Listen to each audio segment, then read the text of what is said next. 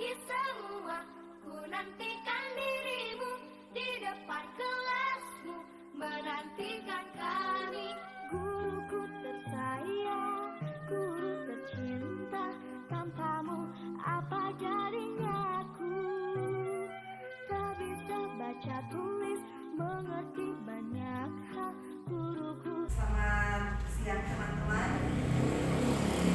Terima kasih atas kesempatan yang diberikan. Pada saat ini saya adalah CGP angkatan 7 dari Kabupaten Pulau Mulu Timur. Bersama teman-teman di sekolah ini SDN 1 Dodap, saya akan memaparkan tentang budaya positif. Budaya positif kita itu yang tentunya kita akan laksanakan di sekolah kita. Saya akan berbagi praktik baik kepada teman-teman apa yang saya dapatkan dari pembelajaran di CGP melalui modul 1 DT4. Saya akan bagikan kepada teman-teman tentang budaya positif. Lanjut.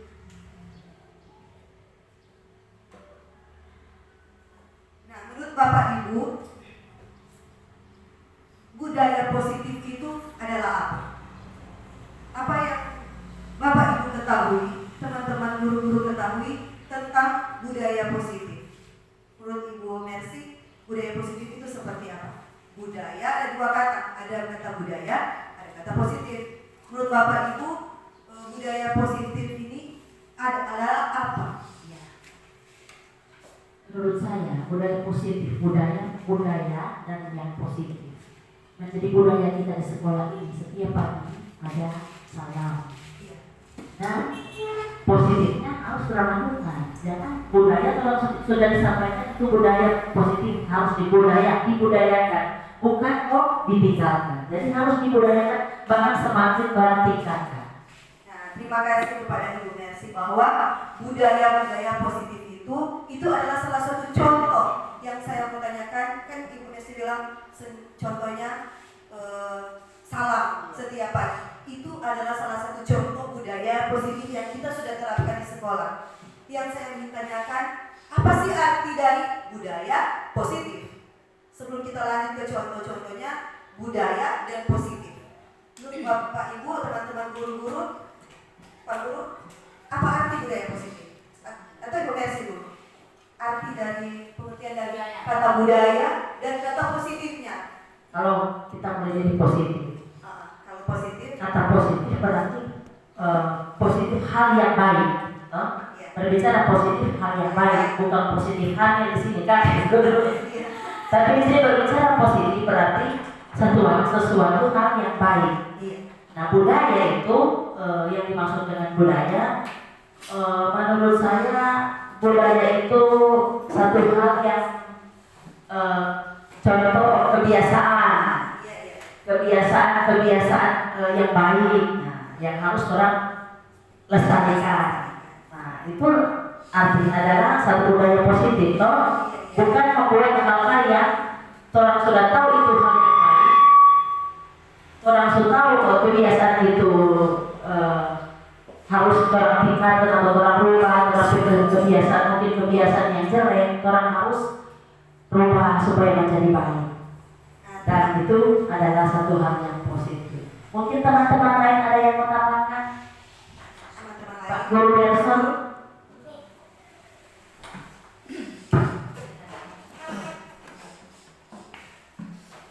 Ya, baik, terima kasih tentang masuk pandangan untuk budaya positif.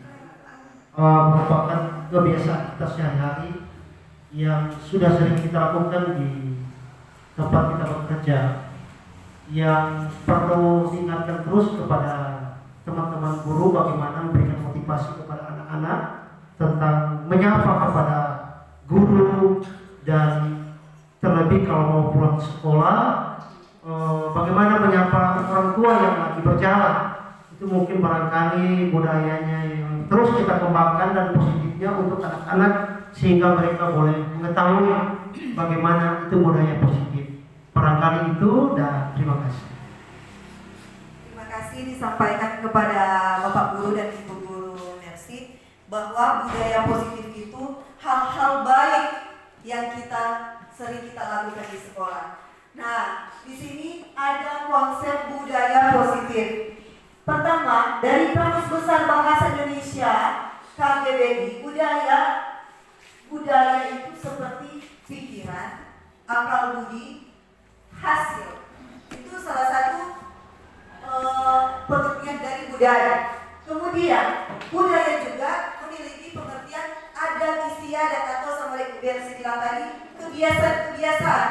Tentunya kebiasaan-kebiasaan yang baik, memiliki bahasa. Dan ketiga, sesuatu mengenai kebudayaan yang sudah berkembang. Nah, di sebelah juga ada budaya positif adalah suatu kebiasaan yang bernilai positif, di dalamnya mengandung sejumlah kegiatan yang mampu menumbuhkan karakter murid. Itu adalah budaya-budaya positif. Ada budaya positif, suatu pembelajaran yang bersifat positif. Nah, secara umum, budaya dapat diartikan sebagai suatu cara hidup yang terdapat pada sekelompok manusia yang telah berkembang dan diturunkan dari generasi ke generasi dari sepupu kelompok tersebut. Nah, di sini budaya positif kita sudah diberi contoh tadi oleh Ibu Mercy tentang menyapa, tentang memberi salam.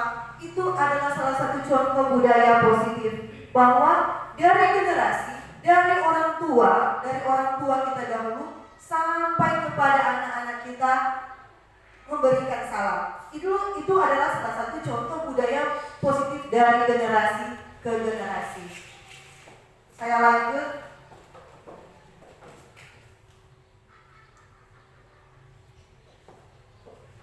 Di sini ada konsep lagi tentang budaya positif.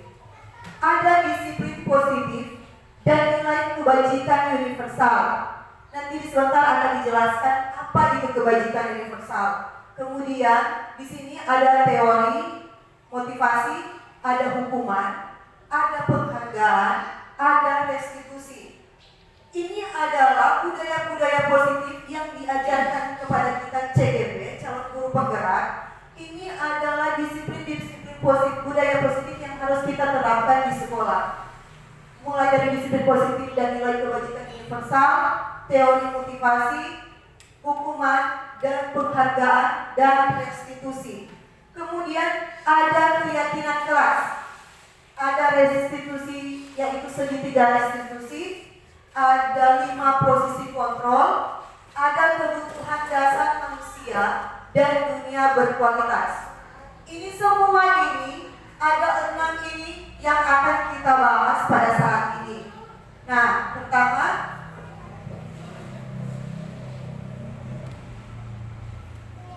yang kita akan bahas budaya positif di sekolah adalah disiplin positif dan nilai kebajikan universal. Pertama, Dr. William Glasser dalam kontrol teori yang kemudian hari berkembang dan dinamakan Choose teori, meluruskan beberapa miskonsepsi tentang makna kata kontrol. Kedua, ada ilusi guru mengontrol murid. Ketiga, ilusi bahwa semua perbuatan positif, efektif, dan bermanfaat. Yang berikut, ilusi bahwa kritik dan membuat orang merasa bersalah dapat menguatkan karakter. Ada juga ilusi bahwa orang dewasa memiliki hak untuk memaksa.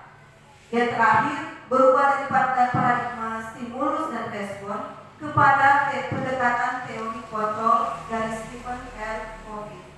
Nah, di sini apa sebab disebut disiplin positif dan kebajikan universal? Umumnya kita semua sebagai orang yang sudah dewasa, kita berpikir bahwa kita bisa mengontrol orang lain tanpa kita berpikir perasaan dari anak didik itu sendiri. Oh, kita sebagai guru tentunya kita berhak memaksa, mendidik dengan cara yang keras.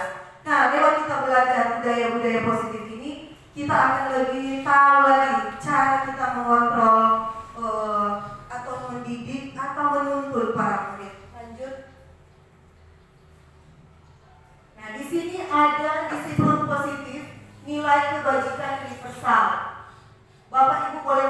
di sini berubah daripada paradigma stimulus dan respon kepada pendekatan teori kontrol.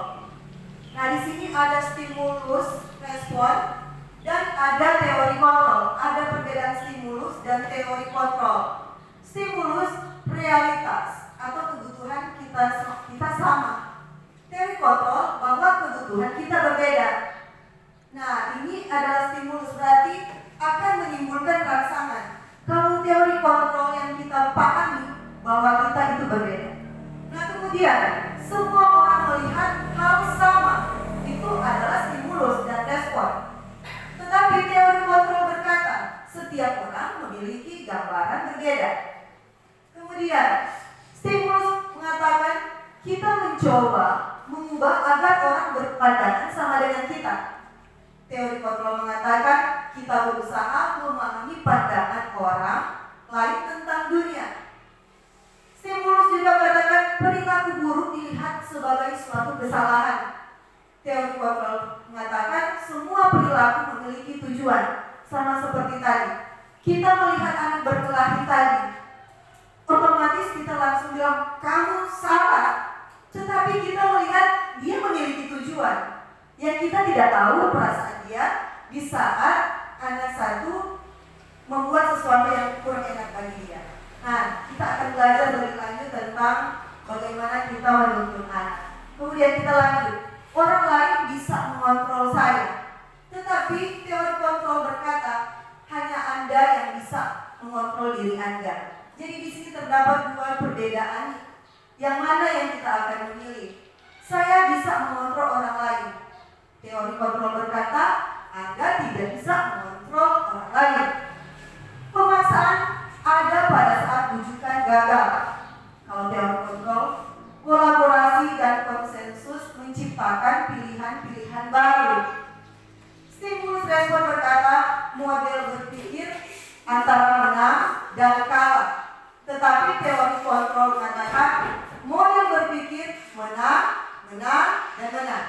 Ini adalah cara kita berpikir yang paling umum. Universal itu berbicara umum.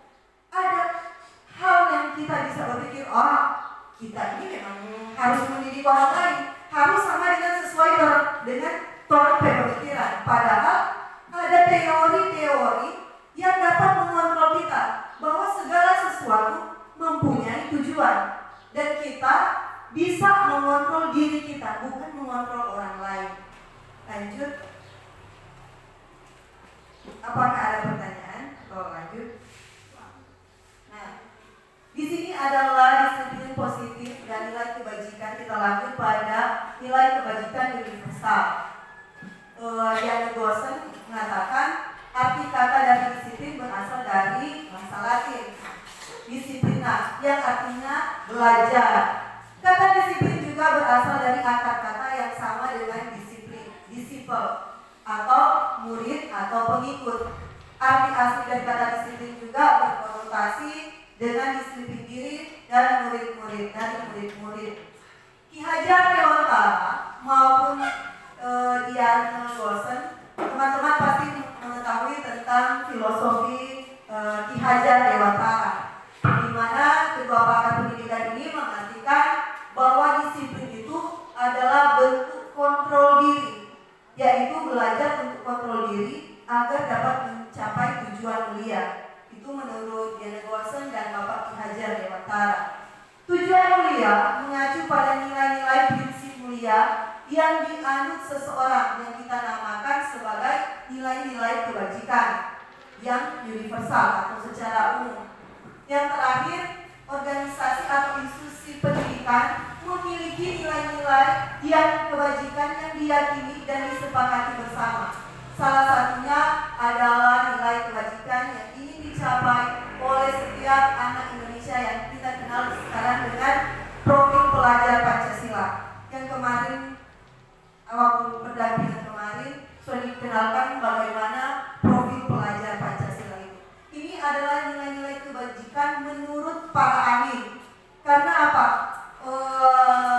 Dari Bapak Ki Hajar Dewantara saja sudah mengemukakan bahwa kontrol diri adalah paling utama sebelum kita mengontrol orang lain. Nah, di sini dituntut kita sebagai guru juga saling mengontrol diri kita. Lanjut.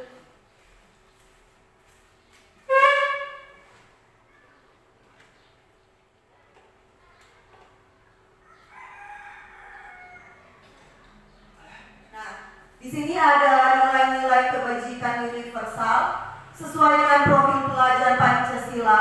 Ada beriman, bertakwa kepada Tuhan Yang Maha Esa, dan berakhlak mulia. Ini adalah profil pelajar Pancasila. Ada juga mandiri, bernalar kritis, berkebinekaan global, bergotong royong, dan kreatif. Ini adalah profil pelajar Pancasila yang kita harus tanamkan kepada murid-murid kita. Karena penting kita mengajarkan sesuai dengan visi kita, beriman, juga mandiri harus ada di situ. Mereka harus dididik dengan kegiatan gotong royong dan kreatif. Kemudian dari Ibu Primary Years Program, ada budaya positif itu yang kita tanamkan adalah toleransi, rasa hormat, integritas, mandiri, menghargai, antusias, empati, keingintahuan, kreativitas, kerjasama, percaya diri, dan komitmen. Menurut Bapak Ibu, apakah ada perbedaan antara profil pelajar Pancasila yang kita sementara menjalankan ini dengan Ibu Primary Years Program ini? Menurut Bapak Ibu, apakah ada perbedaan? Kalau menurut saya tidak ada. Iya. Kan profil pelajar Pancasila dia juga pasti rasa hormat, integritas, mandiri, dan semua yang ada di BIP itu akan termasuk di profil pelajar. Iya. Terima kasih kepada Ibu Mercy bahwa ini berkaitan erat. Semua yang ada di Primary Years Program ini sudah termasuk di dalam profil pelajar Pancasila yang sudah menjadi satu acuan kita. Bagaimana kita mendidik murid menjadi beriman sampai berakhlak mulia. Mandiri juga ada di profil pelajar Pancasila. Komitmen itu dengan integritas itu ada di mandiri juga. Tetap itu sudah dirangkum dalam profil pelajar Pancasila. Nah, lanjut.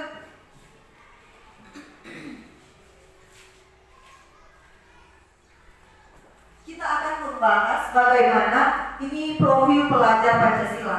Karena sudah dengar-dengar sejak kemarin dijelaskan tentang profil pelajar Pancasila. Ini adalah dimensi, elemen, dan subelemen yang kita akan belajar bagaimana profil pelajar Pancasila.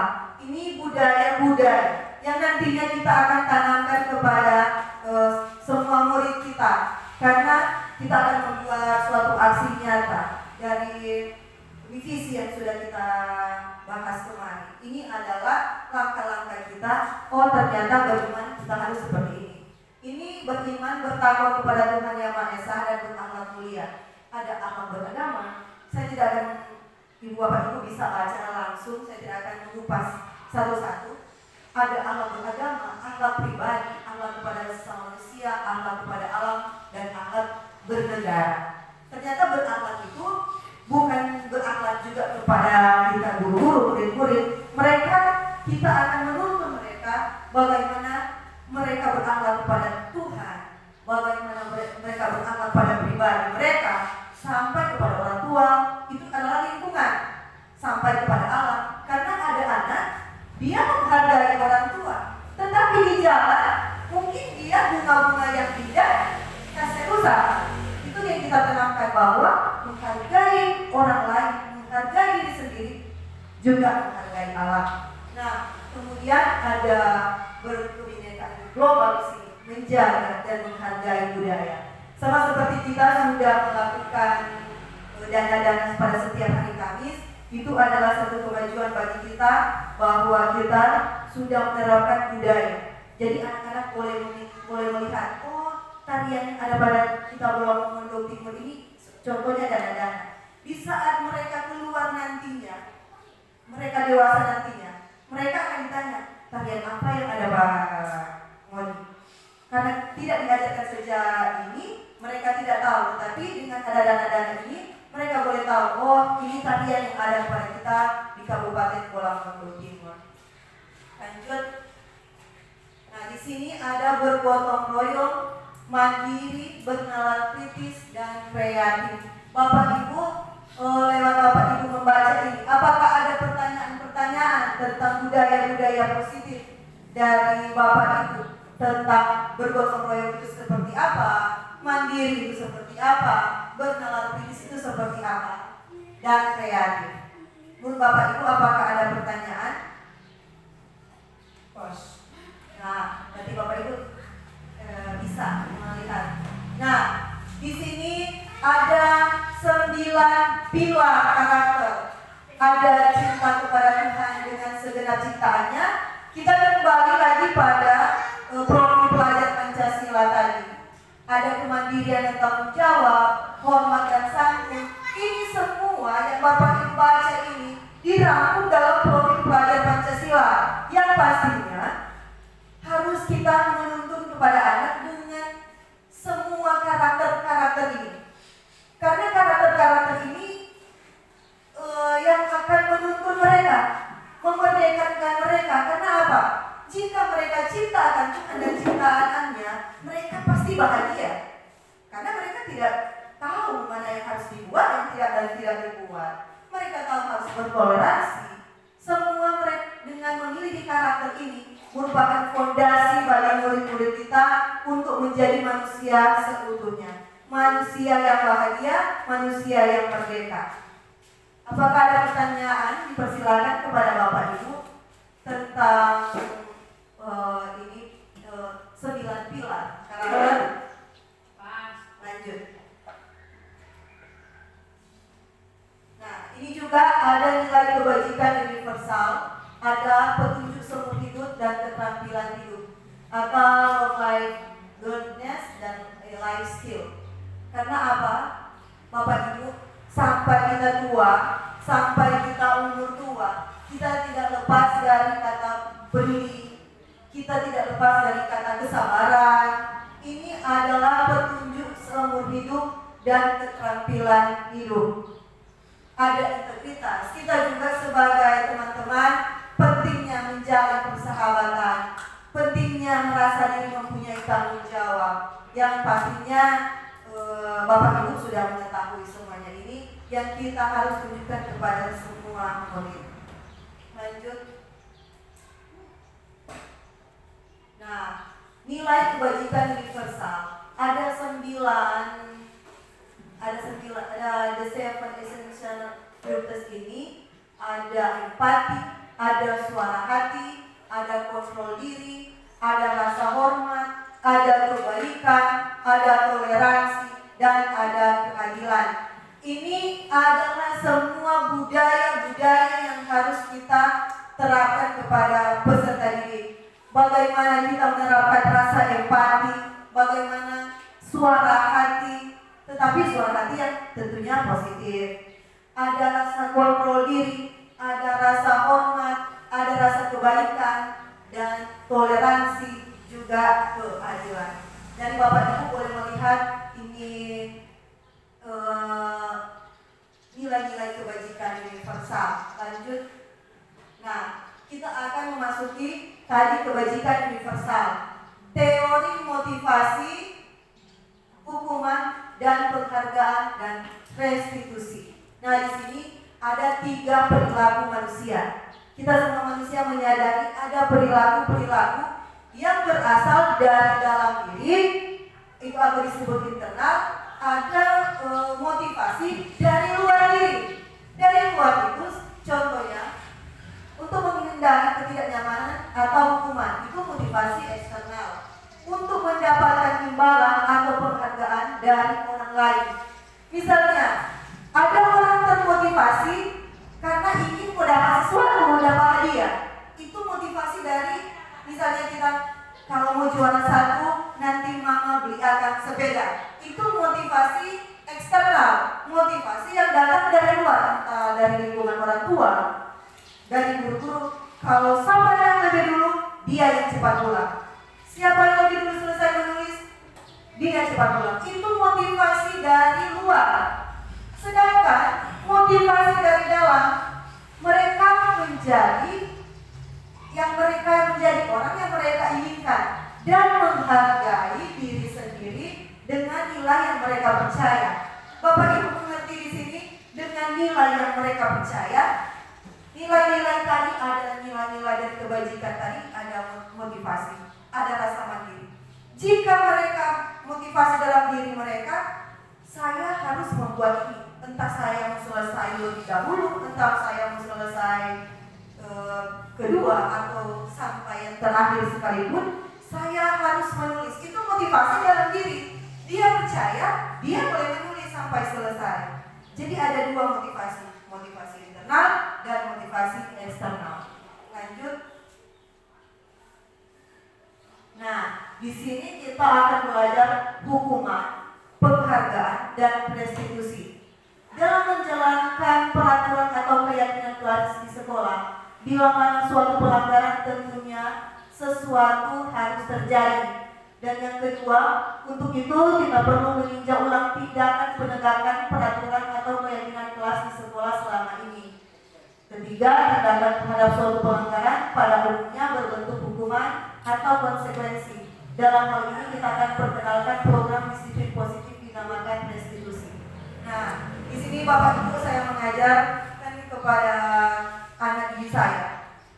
Kita akan membuat kesepakatan kelas atau kita yang di sini ada keyakinan kelas.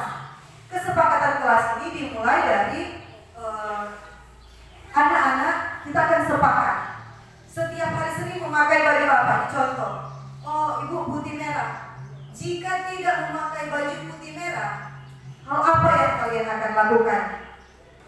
Jangan kita anak datang pakai baju biasa, terus kita jadi marah-marah. Akan tetapi kita sebelum mereka melakukan kesalahan, kita akan menggunakan keyakinan kelas, akan menggunakan kesepakatan kelas bahwa kalau hari Senin memakai baju A, hari Rabu Kamis pakai baju B, hari Jumat pakai baju C, contoh. Itu adalah kesepakatan. Kemudian kesepakatan kelas atau keyakinan kelas kita ajarkan kepada anak-anak bahwa sementara pelajaran dimulai tidak ada yang jalan-jalan. Itu disepakati bersama. Jika ada yang melanggar, dia wajib menghafal perkalian di depan kelas. Kita harus memilih. Kita mau marah sebagai pemberi rasa bersalah atau memberi hukuman, atau kita sebagai manajer. Dan nantinya saya akan lanjutkan cara-cara kita kepada murid, bagaimana kita sebagai guru, hal apa yang harus kita lakukan dari kesalahan-kesalahan yang dibuat oleh siswa. Lanjut. Mungkin ini kurang itu. Nah, teori motivasi, hukuman bersifat tidak terencana atau tiba-tiba. Ada juga hukuman bersifat satu arah dari pihak guru yang memberikan dan murid yang hanya menerima. Konsekuensi sudah terencana atau sudah disepakati, sudah dibahas atau disetujui oleh murid. Nah, yang saya sudah jelaskan tadi, kita ini memberi hukuman atau konsekuensi. Bedakan itu hukuman, bedakan itu konsekuensi. Kalau hukuman, kita sudah mengatur, kalian seperti ini, seperti ini. Tetapi konsekuensi itu sudah direncanakan. Apa yang kalian sepakati ada konsekuensinya. Sama seperti tadi, jika kamu berjalan sementara pelajaran kamu harus menghafal perkalian, itu adalah kesepakatan bersama, konsekuensi yang harus murid lakukan. Lanjut. Nah,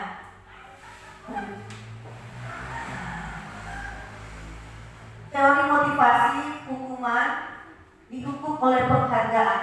Dihukum oleh penghargaan ada jangka pendek, ada jangka panjang. Ada penghargaan tidak efektif, ada penghargaan merusak hubungan, mengurangi ketepatan, menurunkan kualitas, mematikan kreativitas, penghargaan menghukum.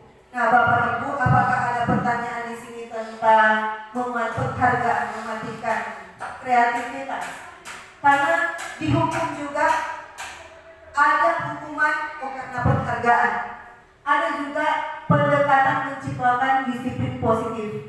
ada proses kolaboratif yang mengajarkan murid untuk mencari solusi mereka.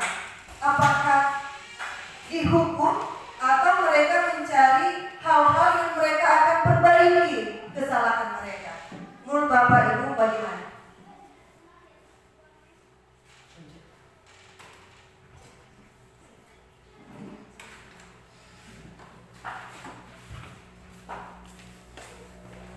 Menurut saya bahwa hal yang dipaparkan ini, yang menjadi pertanyaan saya di sini adalah, coba Anda jelaskan tentang pengaruh jangka pendek dan jangka panjang bagi siswa. Terima kasih. Pengaruh jangka pendek dan jangka panjang. Misalnya anak yang kita ini kan dihukum oleh penghargaan, sama seperti keadaan tadi, sama ada yang berkelahi tadi. Di situ ada dihukum dengan jangka pendek. Jika orang tua tadi sudah sepakat, itu cuma sampai di situ itu masalah, tidak dalam jangka panjang. Kalau tidak diselesaikan secara cepat, bisa saja sampai ke kantor polisi mungkin, sama seperti tadi. Oh, kalau tidak ditindaklanjuti akan seperti ini. Itu ada dihukum oleh penghargaan. Tetapi ini anak ini kita bukan mau dihukum apa, tetapi dihukum secara mentalnya. Bagaimana dia harus bertindak? Apakah dia boleh memukul teman lagi atau tidak? Kalau dia memukul teman, apa konsekuensinya?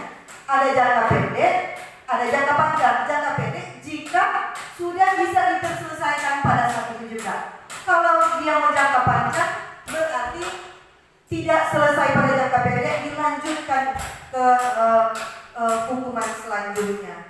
Mungkin bukan guru lagi, mungkin kepala sekolah, karena akan diserahkan ke kepala sekolah, pertama dari guru, diserahkan ke kepala sekolah, akan dengan jangka yang panjang. Masih ada pertanyaan lagi?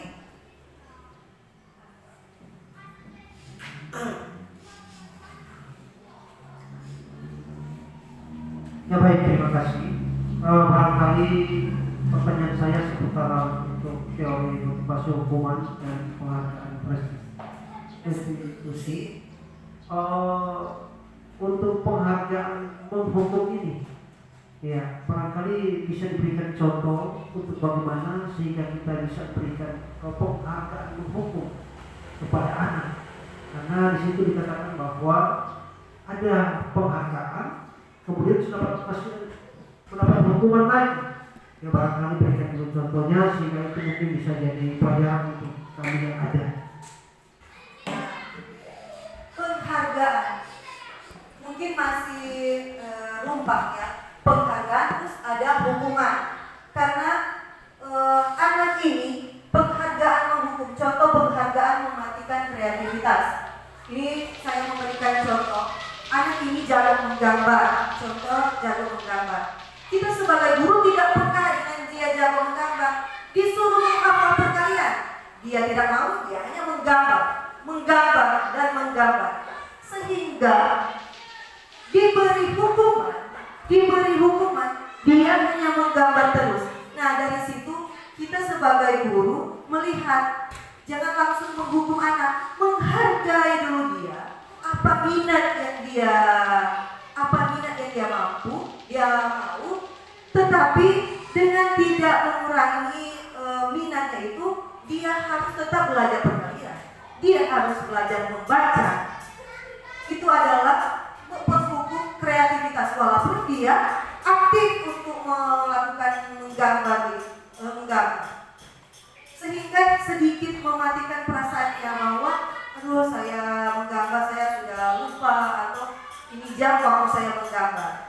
Kita mematikan kreativitasnya, padahal kita mengajak dia harus, oh ini jam ini harus membaca, bukan menggambar. Ini jam harus membaca. Mungkin seperti itu. Itu salah satu contohnya. Lanjut.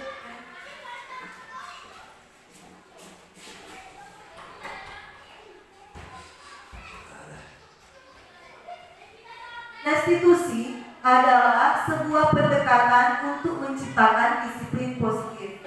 Restitusi adalah proses menciptakan kondisi bagi murid untuk memperbaiki kesalahan mereka sehingga mereka bisa kembali kepada kelompok mereka dengan karakter yang lebih kuat.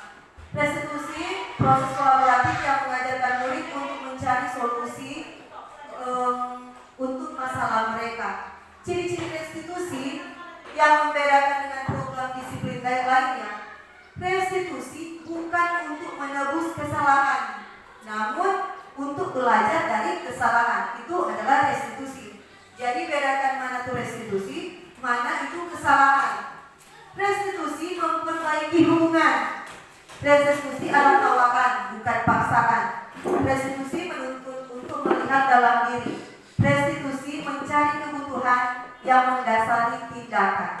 Jadi Bapak Ibu, saya mengajak Bapak Ibu melihat restitusi. Jadi kita sebagai guru bukan melakukan hukuman kepada murid, tetapi kita melakukan restitusi. Nanti sebentar akan ada video tentang restitusi ini, bahwa kita menuntun anak, bukan memaksa anak. Karena apa?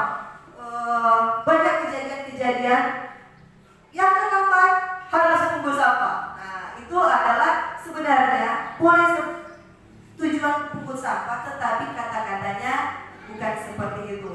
Pasti kita akan mempunyai kata-kata yang lebih sopan, yang kelihatan kita bukan hukum-hukum, tetapi kelihatan kita adalah sebuah restitusi, adalah sebuah mau bilang bukan hukuman, tetapi penghargaan kepada mereka. Mereka memiliki kesalahan dan mereka dididik seperti ini. Mungkin seperti itu. Lanjut. Nah, ini adalah keyakinan kelas yang saya sudah bilang tadi, bahwa disusun bersama. Pada contoh tadi, tentukan nilai kebajikan yang dijadikan utama di sekolah Anda. Program kebajikan ini keyakinan kelas yang akan kita buat di kelas masing-masing, yang saya sudah jelaskan tadi, bahwa akan membuat kesepakatan kelas. Ibu guru dan bapak guru membuat kesepakatan kelas bagaimana apa yang dilakukan di dalam kelas itu supaya kelas merasa nyaman. Membuat suatu kesepakatan bahwa itu disepakati oleh semua murid dan siswa. Lanjut. Nah, pembentukan keyakinan sekolah ada juga boleh di sekolah atau di kelas. Keyakinan kelas bersifat abstrak daripada peraturan yang lebih rinci dan konkret. Keyakinan kelas berupa pernyataan-pernyataan universal. Keyakinan kelas hendaknya tidak terlalu banyak sehingga mudah diingat dan dipahami oleh semua warga kelas. Contohnya tadi ya, bahwa memakai baju yang tepat di hari yang tepat, tidak boleh jalan-jalan dalam kelas, atau ada kesepakatan lainnya yang bisa dibuat guru dan murid di dalam kelas itu. Semua warga kelas hendaknya ikut berkontribusi dalam pembuatan keyakinan kelas lewat kegiatan curah pendapat. Nah, keyakinan kelas ini mengajak Bapak Ibu bersama murid-murid Bapak Ibu untuk membentuk suatu kesepakatan dan disepakati. Bukan cuma ibu guru atau bapak guru yang menyepakati itu, anak-anak juga menyepakati, supaya jika terjadi pelanggaran, mereka akan sadar diri bahwa saya sudah melanggar keyakinan kelas atau melanggar kesepakatan kelas. Lanjut.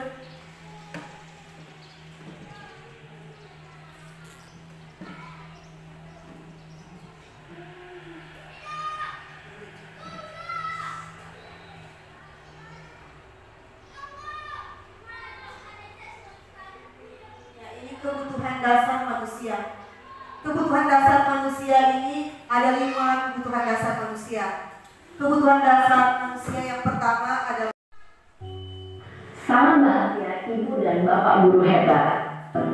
Dalam penerapan disiplin positif restitusi, salah satu program yang dikembangkan adalah 5 posisi kontrol. 5 posisi kontrol dalam restitusi adalah proses perjalanan seorang pendidik agar dapat mengenali dirinya. Pada video kali ini, kita akan membahas tentang 5 posisi kontrol yang dikembangkan oleh Diane Dawson dan contoh penerapannya.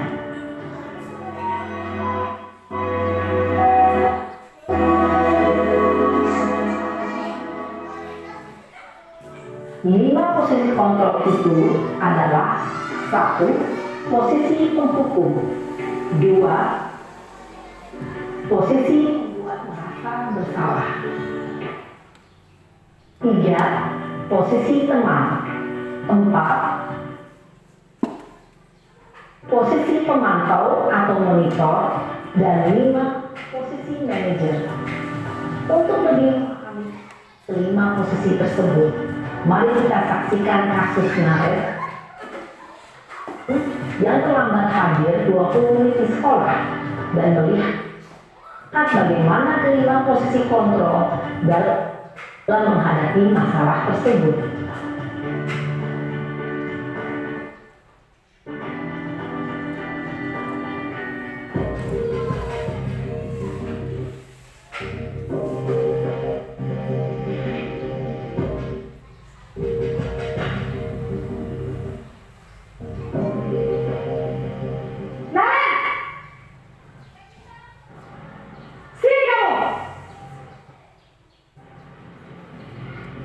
Selamat pagi, Bu.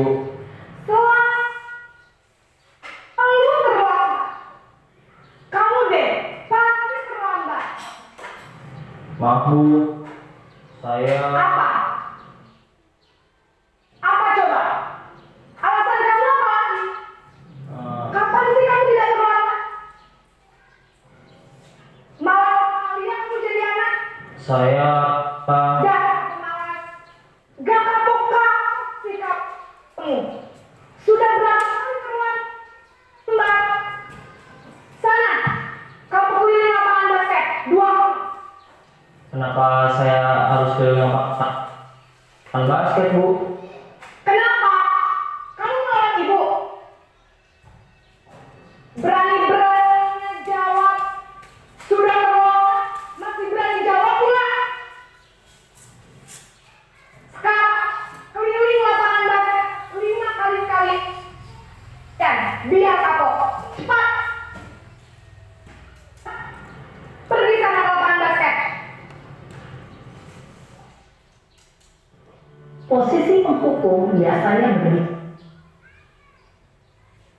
dengan nada tinggi, menghardik, menunjuk-nunjuk, menyakiti, dan menyindir. Hukuman bisa berupa fisik maupun psikis. Ibu dan bapak guru hebat. Dampak yang terjadi pada murid ketika guru berada pada posisi penghukum adalah murid cenderung akan membentak, bahkan menyimpan dendam.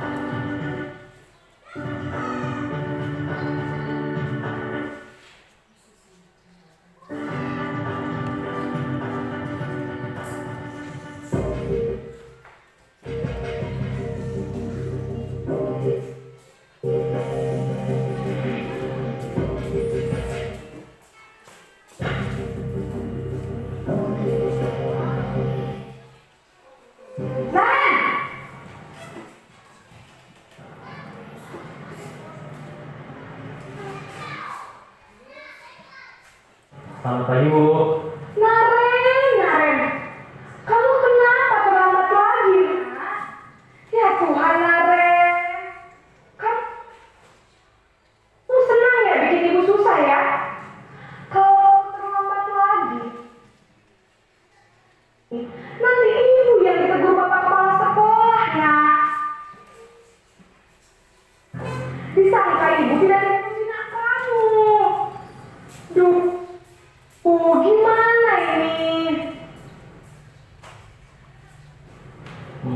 Maaf, Bu. Duh, si Naren. Kamu suka ya kalau ibu ditegur bapak kepala sekolah? Terus, sekarang ibu harus tulis apa yang ibu absen? Ini kamu sudah sering terlambat loh. Oh, ibu harus apa coba? Maaf, Bu.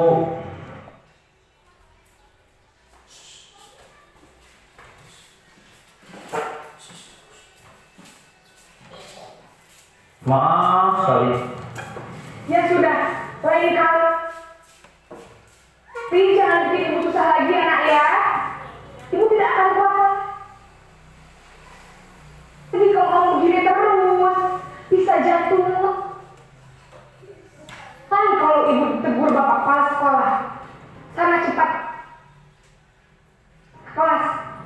ya Bu, maaf sekali.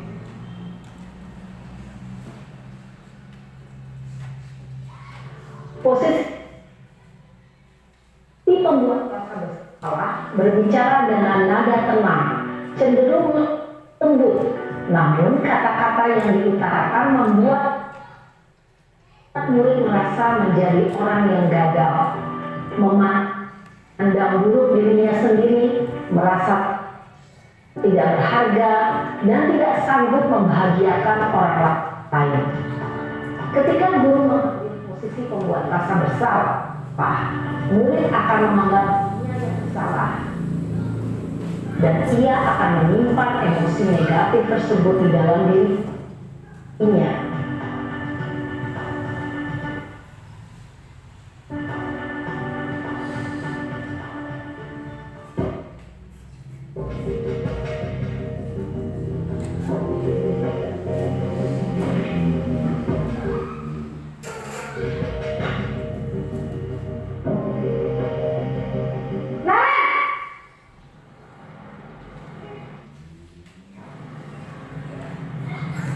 Selamat pagi Bu.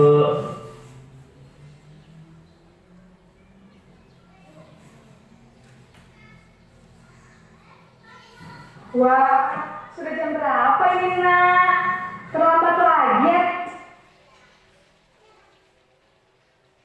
Sayang, Iya Bu, habis ibu saya lupa bangunkan saya Bu. Kak.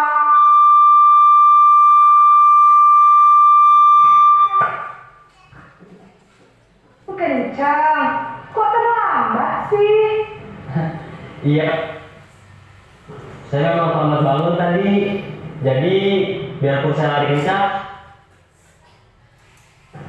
tetap gak kekejar Bu. Ya sudah. Nanti lain kali larinya lebih kencang lagi ya. Lambat lagi, bikin senang ibu demi ibu. Bisa kan? Bisa lah Bu. Bu, Ya sudah, sana masuk kelas. Ibu beresin urusan absen kamu. Kamu ini ada saja. Terus, guru beri dengan nada suara ramah, akrab, cenderung bersenda gurau, menjaga suasana tetap santai. Murid akan merasa senang, aman, dan akrab dengan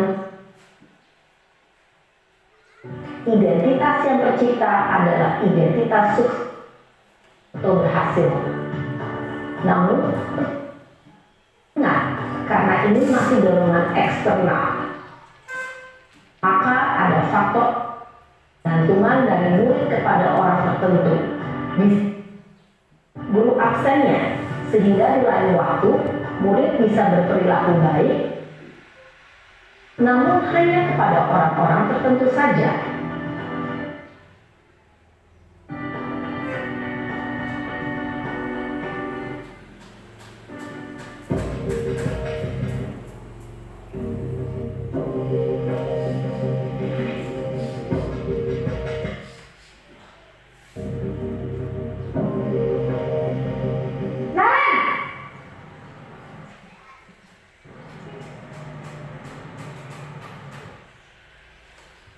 Ibu, Naren, apa peraturan sekolah kita tentang jam berapa kita harus masuk sekolah?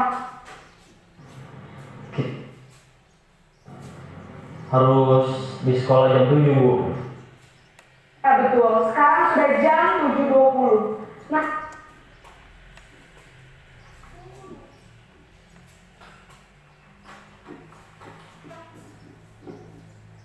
tahu konsekuensinya jika terlambat hadir?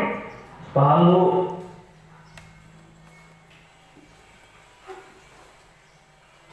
Saya harus tinggal kelas pas jam istirahat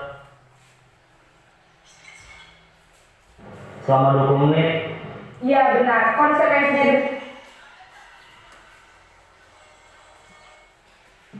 Jadi nanti jam 9.30 pasti sip. Kamu harus tinggal di kelas kerjakan tugas tambahan untuk ketertinggalan. Ya, Baik, Bu.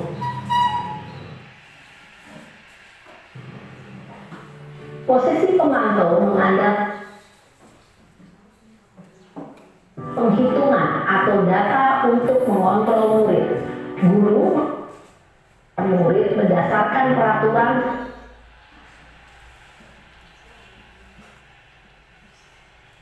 sekuensi.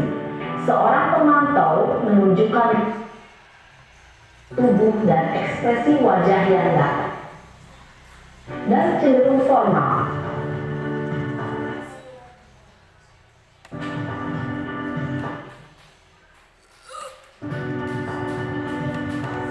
Teman-teman perhatikan baik-baik posisinya.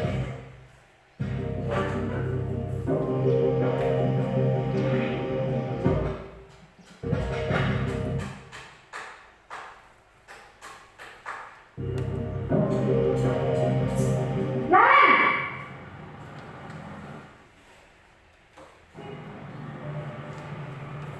Selamat pagi, Bu.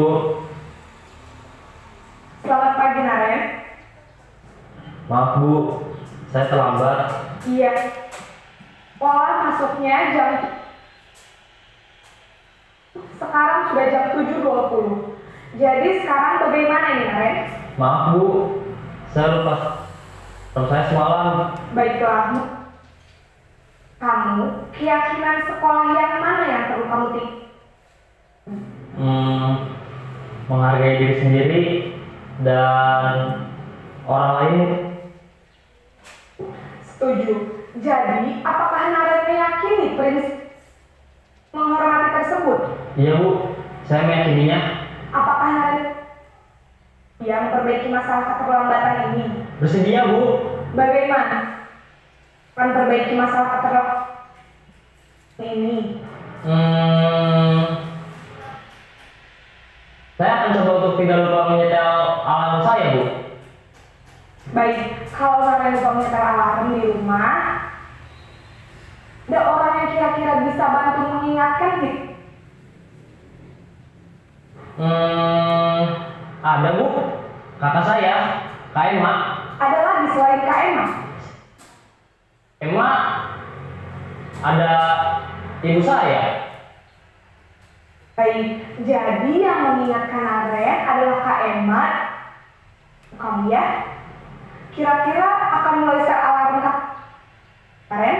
Setelah pulang sekolah, akan segera saya lakukan. Baik. Ini Naren akan setel alarm untuk bangun besok pagi. Akan diingatkan oleh kakak dan ibunda Naren ya.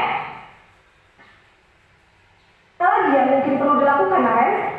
Agar tidak terlambat bangun lagi. Tidak ada, Bu. Naren, terima kasih untuk kerjasama kamu. Kamu perlu kembali ke kelas ini. Baik, Bu. Terima kasih. Si manajer adalah posisi kontrol yang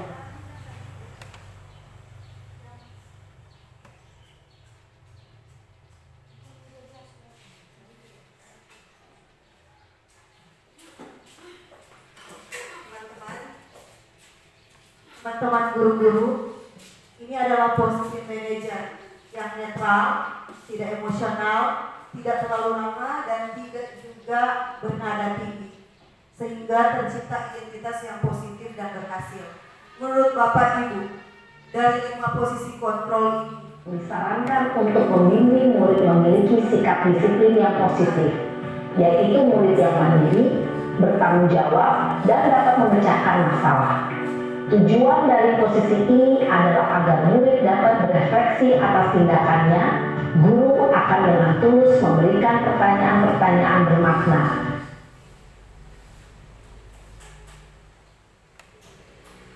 Sehingga membuat murid dapat belajar dari kesalahannya.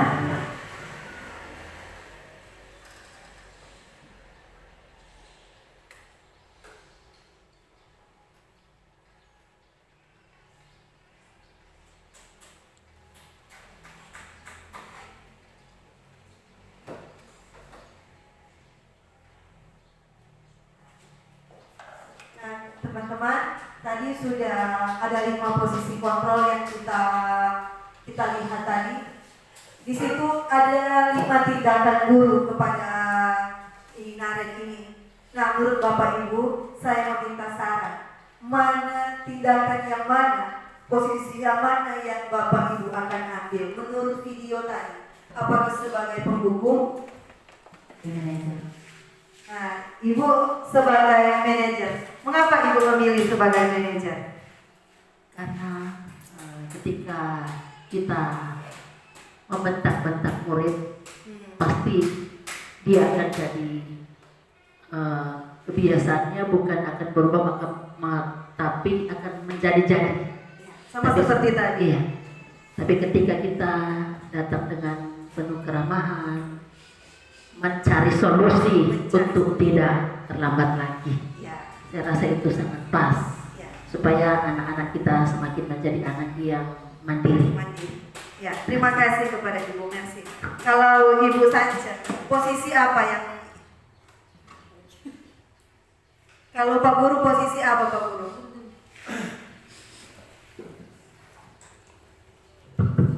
Sudah pasti saya akan ambil posisi manajer. Kenapa demikian? Karena dilihat dari video yang ada, lebih banyak makna sapaan kalimat yang ramah kepada anak-anak, sehingga bukan cuma anak-anak yang bisa kita kontrol, bahkan kita juga bisa jadi mitra teman-teman guru yang ada. Itu mungkin yang boleh kami sampaikan.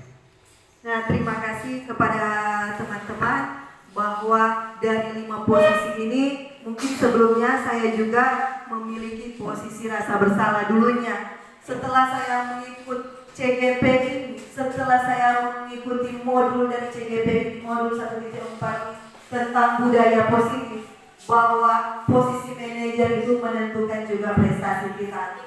Bagaimana kita tidak menjadi posisi penghukum, kita tidak menjadi posisi penghukum, tetapi kita menjadi posisi manajer. Karena dengan posisi manajer ini kita tidak bernada tinggi, tidak juga bernada rendah, berada di tengah-tengah, netral, bahwa mereka menghargai kita menghargai dia, dan mencari solusinya seperti apa. Karena Naret tadi dicari solusi, dia bilang, oh nanti alarm akan dia setel kembali. Ibu gurunya tadi bilang apa?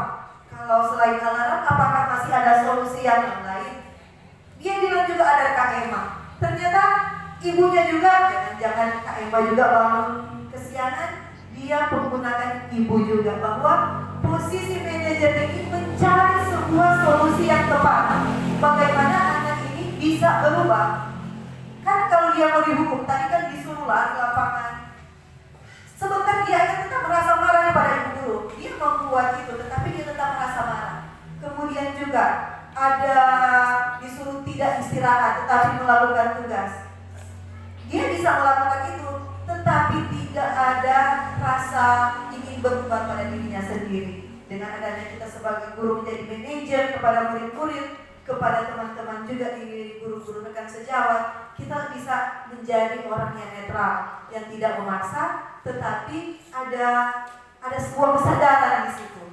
Nah, yang terakhir dari saya tentang segitiga restitusi. Segitiga restitusi di sini ada pertama menstabilkan identitas, validasi tindakan yang salah, dan menanyakan keyakinan. Ini 3 restitusi ini, dari segitiga restitusi ini yang sudah dilakukan oleh ibu guru tadi, bahwa pertama dia menanyakan bahwa dia sudah terlambat, itu adalah menstabilkan identitas. Kenapa datang terlambat? Itu menstabilkan identitas.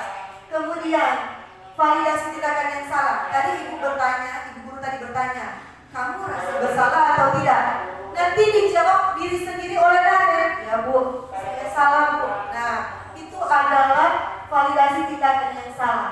Kemudian yang terakhir menanyakan keyakinan. Tadi kan ibu guru sudah bertanya kepada Naret, apa keyakinan sekolah kita? Ada keyakinan kelas, ada keyakinan sekolah yang kita akan buat. Apa keyakinan kita? bahwa saya sudah terlambat, saya wajib begini, bangun lebih awal, itu adalah keyakinan yang sudah disepakati, sehingga murid pasti sadar betul bahwa dirinya itu memang bersalah. Mungkin seperti itu. Terima kasih kepada teman-teman guru yang sudah mengikuti budaya positif dari saya, dan saya harap kita akan menjadi manajer di kelas kita masing-masing dan di sekolah ini, agar supaya murid-murid kita memiliki budaya positif untuk kemajuan sekolah kita, untuk kemajuan bangsa kita, terlebih khusus bagi murid-murid yang kita akan tuntun sehingga mereka boleh memiliki budaya-budaya positif. Terima kasih. Terima kasih.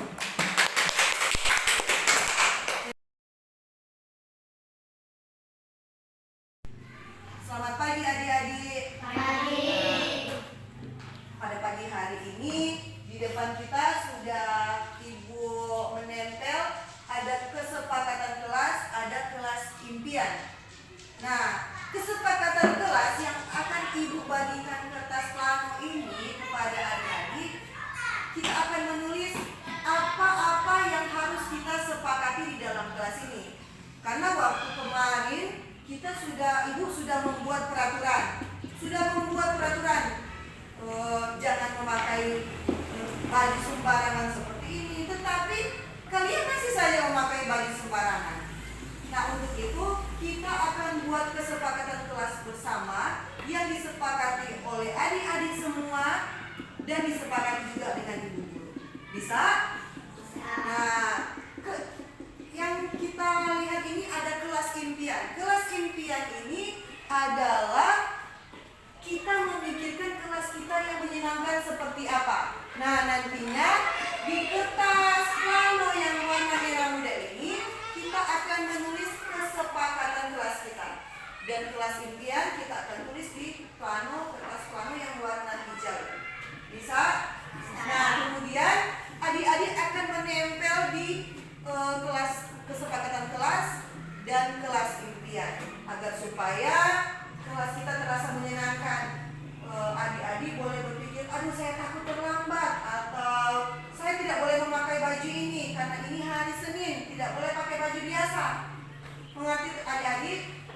Nah, sekarang kita akan Ibu akan bagikan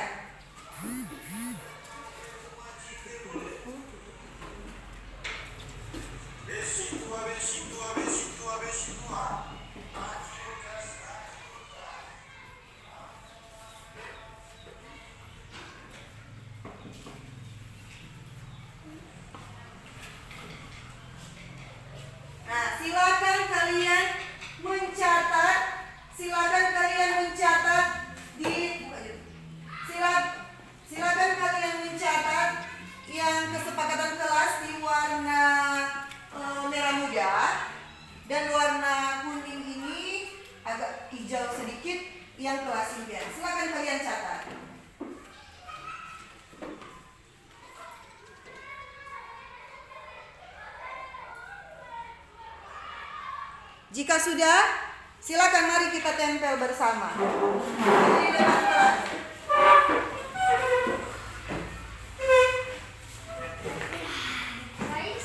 Guys. Silakan kalian tempel. Nah, tempel. Kasih.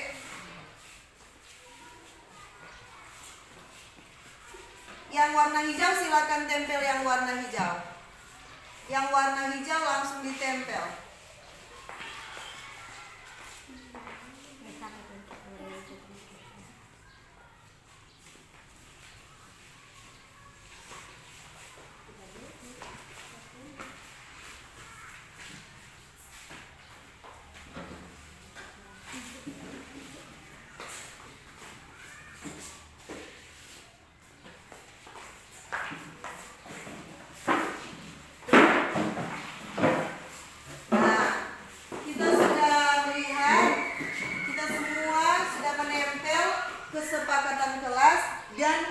kelas yang kita impikan itu seperti apa. Ini bukan aturan yang dibuat oleh ibu guru ya, tetapi ini adalah kesepakatan kita bersama. Apa yang harus kita lakukan dan apa yang tidak boleh kita lakukan. Nah, ibu akan membacanya. Kesepakatan kelas kita yang pertama, membuang sampah pada tempatnya. Apakah kalian sepakat kita membuang sampah pada tempatnya? Sepakat? Sepakat. Nah, kemudian datang di sekolah tepat waktu. Apakah kita sepakat? Sepakat. Nah, jangan memaki. Di dalam kelas tidak boleh memaki. Apakah kita sepakat? Nah, sopan berbicara, berdoa sebelum dan sesudah belajar. Di sini juga ada sopan berbicara. Ada 2 orang yang menulis sopan berbicara, berdoa sebelum dan setelah belajar. Ada juga menggunakan seragam dengan benar. Nah, di dalam kelas ini masih ada yang tidak memakai seragam dengan benar. Jadi, ibu harap kita sepakat bahwa pakai seragam dengan benar. Sepakat atau tidak? Nah, siapa yang sepakat angkat tangan? Nah, baik. Nah, kita sudah sepakat ya. Dengan kalian sudah menyepakati, kalian yang menulis, berarti kalian juga yang menyepakati itu. Ibu harap itu akan dilakukan. Bisa? Bisa? Nah, kita akan melihat kelas impian kita. Lingkungan sekolah yang bersih. Wah, berarti lingkungan sekolah kita akan menjadi bersih. Berarti siapa yang menjaga lingkungan sekolah? Kita semua. Beriman dan bertakwa. Berarti kalian harus belajar. Sebelum dan sesudah belajar harus berdoa. Kemudian kelas yang sehat juga, bertanggung jawab. Nah, kita harus, itu adalah kelas impian. Berarti kalian itu harus belajar bertanggung jawab. Nah, disiplin. Siapa yang suka disiplin? Angkat tangan. Nah, baik, disiplin. Kemudian saling menghormati. Semua harus saling menghormati ibu guru, menghormati teman-teman guru, menghormati kepala sekolah, dan menghormati kalian sesama teman, sesama siswa. Kalian harus saling menghormati. Nah, terima kasih teman-teman. Ini adalah kesepakatan kita dan kelas impian kita.